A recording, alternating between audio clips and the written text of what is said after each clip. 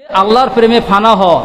আমরা একটু আগে আমার বাবুর কাছে শুনছিলাম যে হযরতে আবু বকর সিদ্দিক রাদিয়াল্লাহু তাআলা আনহু ইনি প্রকৃত অর্থে ধনী ছিলেন, কিন্তু একটা পর্যায়ে গিয়ে উনি কি হয়ে গিয়েছিলেন, দরিদ্র, অর্থাৎ গরিবী হালাতে উনি অবস্থান করতেন, তাই তো নাকি? এই যে গরিবী হালাতে উনি অবস্থান করতেন, এটাকে ফকিরি বলা হয়। এটাকে কি বলা হয়? ফকিরি বলা হয়। অনেকে আমরা বলি না যে ফকিরি করে।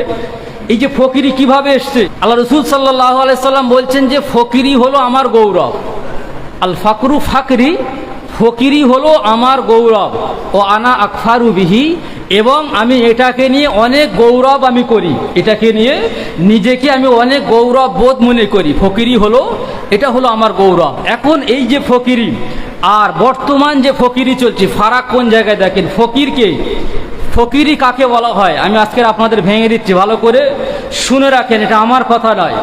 বড় বড় বুজুর্গানে দিন আউলিয়া কেরামের এই বিষয়ে লিখেছেন। এই যে ফকির, ফা কফ ইয়া র, এই যে চারটি শব্দ, এর মধ্যে ধাতুগত শব্দ হলো তিনটি, ফা কফ র।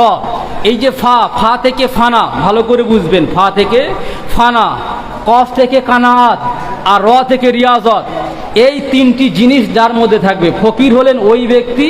ফা থেকে ফানা, অর্থাৎ আল্লাহর প্রেমে, আল্লাহর প্রেমে মশগুল হয়ে যাবে, আল্লাহ এবং আল্লাহ রসুলের প্রেমে নিজেকে বিলীন করে দেবে। এবং দুনিয়ার অর্থ সম্পদ, দুনিয়ার অর্থ সম্পদ, যে সম্পদটা আল্লাহ পাক তাকে দিয়েছেন, দুনিয়ার কোনো ব্যক্তি দেয়নি।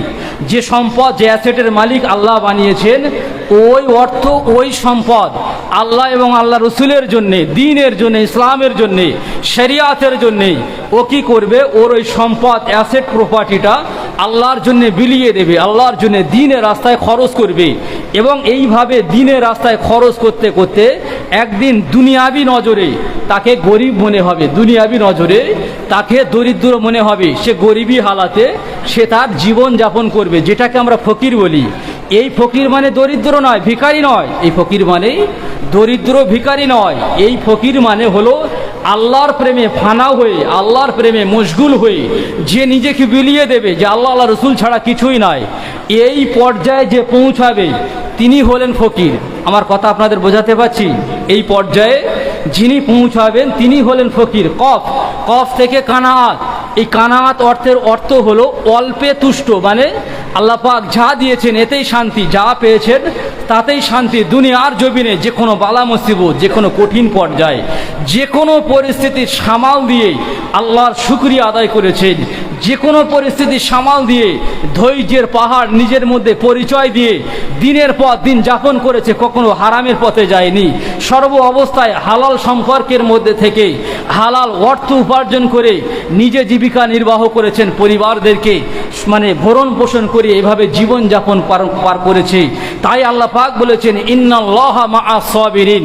যে কোনো পর্যায়ে, যে কোনো অবস্থায় যে বান্দাটা, যে বান্দিটা আল্লাহর সবর করে, ধৈর্য ধারণ করে, ইন্নাল্লাহা, নিশ্চিতভাবে আমি আল্লাহ, মাআস সাবিরিন, যারা ধৈর্য ধারণ করে ওই ধৈর্যধারী ব্যক্তিদের সঙ্গে আমি আল্লাহ তাদের সঙ্গে থাকি, আমি আল্লাহ তাদের সঙ্গে থাকি। অর্থাৎ কানাআত, এই কানাআত মানে যা আল্লাহ দিয়েছে তাতেই সন্তুষ্ট, তার মধ্যে হিংসা নাই, তার মধ্যে লোভ নাই, তার মধ্যে তাকব্বুরি নাই, রিয়া নাই, অহংকার নাই। যা আছে আলহামদুলিল্লাহ, যা আছে আলহামদুলিল্লাহ, আল্লাহর শুকরিয়া আদায় করি।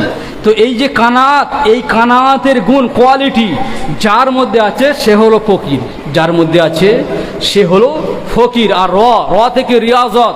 এই রিয়াজত মানে সে তার নফসের বিরুদ্ধে আপনার কিনা যুদ্ধ করবে, জিহাদ করবে, নফসকে দমন করবে, নফসের খায়েশিয়াত পূরণ হতে দেবে না, নফসের বিরুদ্ধে জিহাদ করে যাবে, আল্লাহর ইবাদত করবে, বন্দিগি করবে, রিয়াদত করবে, মুরাকাবা, মুশাহাদা, জিকির, ফিকির, তাসবিহ, তাহলিল, এইগুলোর মাধ্যম দিয়ে সে তার নফসকে দমন করে রাখবে। এইগুলোর মাধ্যম দিয়ে সে তার নফসের যে খায়েশিয়াত, নফসের যে চাওয়া পাওয়া, সেই চাওয়া পাওয়াগুলো সে দাবিয়ে রেখে দেবে। এবং আল্লাহ আল্লাহ রসুলের যে চাওয়া পাওয়া, রুহের যে খোরাক আছে, রুহের যে খোরাক আছে, এই রুহের আত্মার খোরাকগুলো সে আল্লাহর জিকিরের মাধ্যম দিয়ে, সৎ কর্মের মাধ্যম দিয়ে, নামাজের মাধ্যম দিয়ে সে কী করবে, নফসের বিরুদ্ধে জিহাদ করবে। এবং তার মধ্যে যে রুহু আছে, এই রুহুটাকে সে শক্তিশালী করবে। তো এই যে তাজকিয়াতুন নফস, এই যে তাজকিয়াতুন নফসের আর বাংলা অর্থ হলো আত্মশুদ্ধি। আর এই তাজকিয়াতুন নফসকেই তাসাউফ বলা হয়, তাজকিয়াতুন নফসকেই তাসাউফ বলা হয়। তো এই যে ইলমে তাসাউফ আর এই যে নামাজের কথা বলছি, তো ফকির এই তিনটি গুণ যার মধ্যে থাকবে তিনি হলেন ফকির। আমার কথা কি আপনারা বুঝতে পেরেছেন? এই তিনটি গুণ যার মধ্যে থাকবেন তিনি হলেন ফকির।